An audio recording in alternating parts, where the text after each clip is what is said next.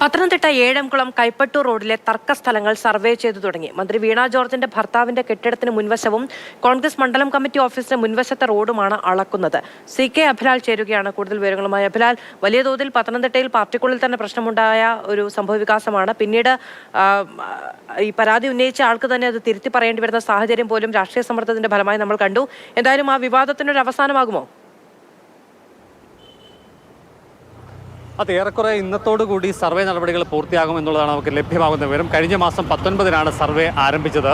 മന്ത്രി വീണ ജോർജിന്റെ ഭർത്താവ് ജോർജ് ജോസഫിന്റെ ഉടമസ്ഥയിലുള്ള കെട്ടിടം ഈ ദൃശ്യങ്ങളിൽ കാണുന്നതാണ്. അതിന് മുൻവശത്ത് റോഡിലേക്ക് ഇറക്കി ഓട നിർമ്മിച്ചു എന്നുള്ള ആക്ഷേപം ജില്ലാ കമ്മിറ്റി അംഗം കൂടിയായിട്ടുള്ള KK ശ്രീധരനും കോൺഗ്രസ് അംഗങ്ങളും ഉന്നയിക്കുകയും അവർ നിർമ്മാണ പ്രവൃത്തികൾ തടസ്സപ്പെടുത്തുകയും ചെയ്തതാണ് പ്രശ്നങ്ങളുടെയും വിവാദങ്ങളുടെയും തുടക്കമായിട്ടുള്ളത്. അതിൻ്റെ അടിസ്ഥാനത്തിൽ സമരം ശക്തപ്പെട്ടതിൻ്റെ കൂടി പശ്ചാത്തലത്തിൽ മന്ത്രിയുടെ ഭർത്താവിൻ്റെയും അതോടൊപ്പം തന്നെ കേരള റോഡ് ഫണ്ട് ബോർഡിൻ്റെയും അപേക്ഷകൾ സ്വീകരിച്ചാണ് ജില്ലാ കളക്ടറുടെ നിർദ്ദേശാനുസരണം സർവേ നടപടികൾ തുടങ്ങിയിട്ടുള്ളത്.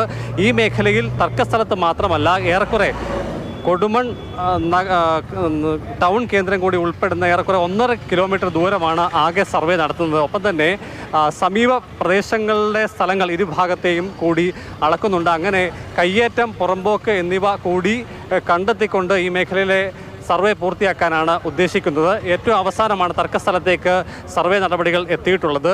ലാൻഡ് റവന്യൂ തഹസീൽദാരുടെ നേതൃത്വത്തിലുള്ള നടപടികൾ ഇന്ന് വൈകുന്നേരം കൊണ്ട് അവസാനിക്കുമെന്നുള്ളതാണ് പ്രതീക്ഷിക്കപ്പെടുന്നത്. അതേസമയം തന്നെ ആദ്യഘട്ടത്തിൽ സർവേ നടപടികൾ പൂർത്തിയായ മേഖലയിലെ പുറമ്പോക്ക് കയ്യേറ്റമൊക്കെ തന്നെ അളന്ന് തിട്ടപ്പെടുത്തി മാർക്ക് ചെയ്യപ്പെട്ടിട്ടുണ്ട്.